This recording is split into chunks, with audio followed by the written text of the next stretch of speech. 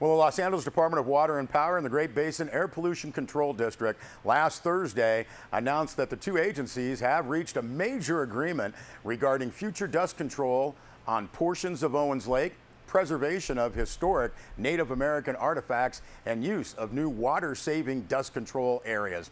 Now, the agreement, according to a press release, includes the following: the creation of a cultural resource task force, and that's what will include local or tribal representatives, and this will be to evaluate how required dust pollution mitigation efforts can be managed in a way that best protects Native American cultural resources. To allow the Cultural Resource Task Force time to complete its work, Great Basin has agreed not to enforce penalties against LADWP for project delays that are the result of efforts to safeguard these important resources. Now, also the recognition by Great Basin and LADWP that future dust control orders will give due consideration to the shared goals of controlling air pollution and decreasing the use of water at Owens Lake. To help accomplish these mutual goals, the press release states that Great Basin has agreed to approve two water-saving dust control methods: reduced thickness gravel and brine shallow flooding, and to establish an expedited framework for evaluation of potential future other water-saving methods. Also, a plan for reducing dust from the Keeler Dunes, which impacts the residents of Keeler, including LADWP employees. LADWP will make a single payment of $10 million as a public benefit contribution to Great Basin for the Air District to undertake designing, implementing, and maintaining a dust control project at the Keeler Dunes. Now, said Great Basin Air Pollution Control Officer Ted Shady, quote, "This agreement expedites the control of health impacting air pollution from the Keeler Dunes while acknowledging the importance of saving fresh water and protecting cultural resources. It also shows that Great Basin and LADWP can work together to acknowledge and balance each other's needs," end quote. Now, said LADWP General Manager Ron Nichols, quote, "We believe that the agreement represents a first step toward resolving more of the outstanding issues we face as we attempt to safeguard scarce water supplies while protecting air quality in the Owens Valley. I especially want to thank the key parties who made this agreement possible, including Inyo County Supervisor Linda Arcularius, as well as Supervisor Matt Kingsley, Mono County Supervisor Larry Johnston, and Los Angeles Board of Water and Power Commissioners Richard Moss and Jonathan Parfrey, whose tireless work over the past 2 months made this significant agreement possible," end quote.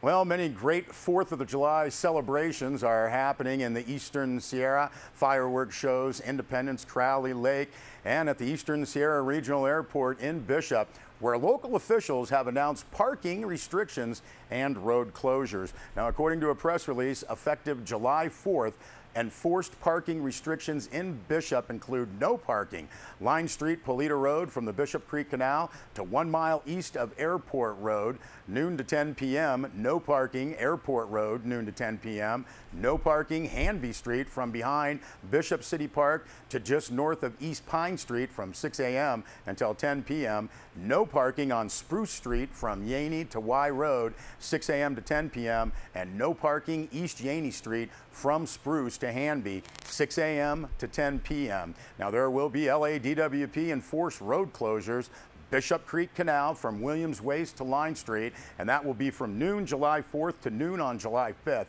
The South Fork, Bishop Creek, Rawson Creek from Bishop Creek Canal to Polita Road, and that'll be noon July 4th, again to noon on July 5th. And you can see these closures, which are listed on our website, sierrawave.net. Now, said Inyo County Sheriff Bill Lutz, this multi-agency effort is intended to improve the 4th of July experience for residents and citizens by establishing safe areas to view fireworks without impeding traffic or delaying response efforts in case of fire, ambulance, or other emergencies along county and city roads, end quote. Now, the press release notes that historically people have been allowed to park in undeveloped locations to view the fireworks display at the Bishop Airport. Press release says this has contributed to safety concerns for the environment, the community of Bishop, and the many volunteers and professionals who fight fires. all of the agencies involved appreciate the public's cooperation. If you would like more information, you can contact the Inyo County Sheriff's Department at 760-878-0383. Now the Bishop Volunteer Fire Department will hold its annual Independence Day fireworks show. Gates will be opening at 4 p.m. July 4th. Entrance available from both Y and Airport roads.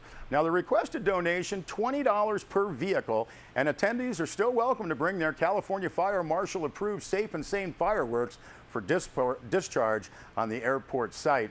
Nonprofit groups will be on site to sell food and beverages. Now, all local law enforcement agencies are urging extreme caution during this very dry fire season and ask the public to adhere to all fire and firework restrictions. Well, Mammoth Police Chief Brent Harper talked recently about the dangerous fire conditions this summer with Sierra Wave Media's Bill LaFever. Hello, my name's Brent Harper. I'm Fire Chief for Mammoth Fire Department, and we just wanted to take a few moments to talk to the public about our early fire season and the precautions that we need to take. Fire seasons come between a month to a month and a half earlier this year because of the drought, and so we've in a much more serious situation, and we've had an extreme reduction in fire forces due to the government cutbacks due to the economy. So what we're asking is the public would be much more careful, especially out in the wildland. We ask that the residents take extra care in their defensible space around their residence. We ask that they take the wood piles off the decks, get them 30 feet away from the structures, and just generally clean up around your home. And the other thing that's really important is you need to develop an emergency plan for your family. Fire comes, it comes quickly. You have to have a place that you're going to meet your family if you can't get back to the home. Emergency provisions and how you're going to get stuff out of the house if you have to evacuate quickly. So there's a lot going on this summer, and we're just asking everyone to be very, very prepared. There's a lot of sources for information. We obviously are a big one. You can contact us at any time. We have people that will come out and look at your home. There's a lot of resources on the internet as far as Fire Safe Council, FireWise, that give you information about emergency planning and defensible space. There's a lot of resources out there, and we obviously are one of them. And for visitors out in the forest with a campfire, what's the proper way to put out a campfire and the proper way to have a campfire? Keeping in mind that most major fires are man-caused, and it's mostly over silly stuff, not putting out your campfire. And we ask that sometimes we have no burning, and you can't have campfires out in the forest.